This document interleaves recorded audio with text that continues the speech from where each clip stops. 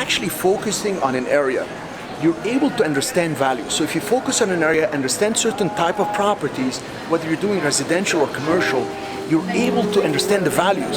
So for instance, I've been here many years, I've focused on the retail buildings, and when you focus on your own backyard, when there is an empty space, it's gonna rent for $5,000 a month or $15,000 a month, because you have studied the comparable rents. You know what's going on. There's no mystery for you, and you know what the value of the building is. So you're able to put it under contract, you're able to bring the national tenant by telling them what's in it for them, how they're gonna make money, and that's how you make the big money.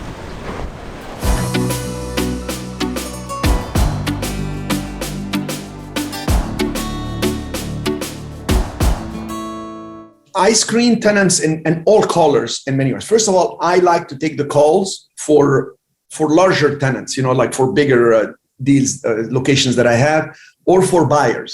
And I make the calls directly to the sellers if possible, if it's for sale by owner, etc. So the reason you want to screen the tenants, and actually if you can tour with them the building, if they're mom and pops, is you get to find out things you didn't think of. For example, you go and you show a property, you thought you can rent it for $5,000 to a coffee shop. And the people come in and you find out they want to put a jewelry.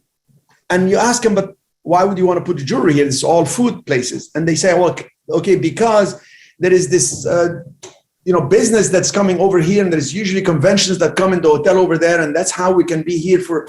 All of a sudden, you know more of what's going on, because these people are entrepreneurs.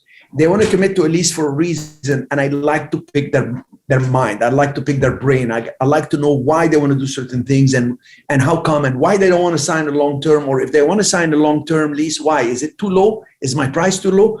They're not going to tell me everything, but conversations are important. The way you build rapport and ask questions and listen to the answers, very important. I, for example, always have my MP3 next to me, because it's almost impossible sometimes to retain all the data that somebody gives you. And sometimes if you're working at a very fast pace and a lot of decisions you have to make, you can have decision fatigue, or you're not completely focused, or they say something in a certain way that you want to listen to it again. Like I made an offer on a property. I looked at a property and I turned around and I said to the guy, okay, I know you want 800,000, I'll give you 750, but I'll give you 50,000 non-refundable, and I'll go ahead and give you another 200 in 6 months. And then I make payments for just 1 year on the $500,000. The guy almost fainted. It was too much for him to process in his head. And he's like, okay, the 50, okay, what the offer? I said, okay, let me just write it down for you and I'll send it to you.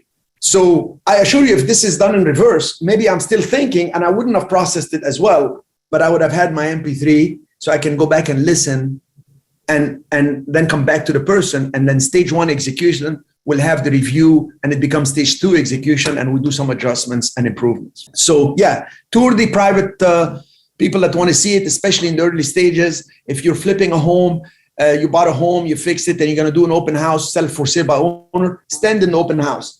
Stand by yourself there the first day, just to get an idea who's coming, what questions they're asking, what they're telling you. Oh, they're saying it's noisy. How come it's noisy? Oh, there is electric wires over there. I didn't notice that. All of a sudden you get to see what it is that the feedback is. And there is nothing like feedback from real true tenants or buyers or sellers. That's why I always say, focus on an area, focus on a type, understand the values, because values are in the eye of the beholder.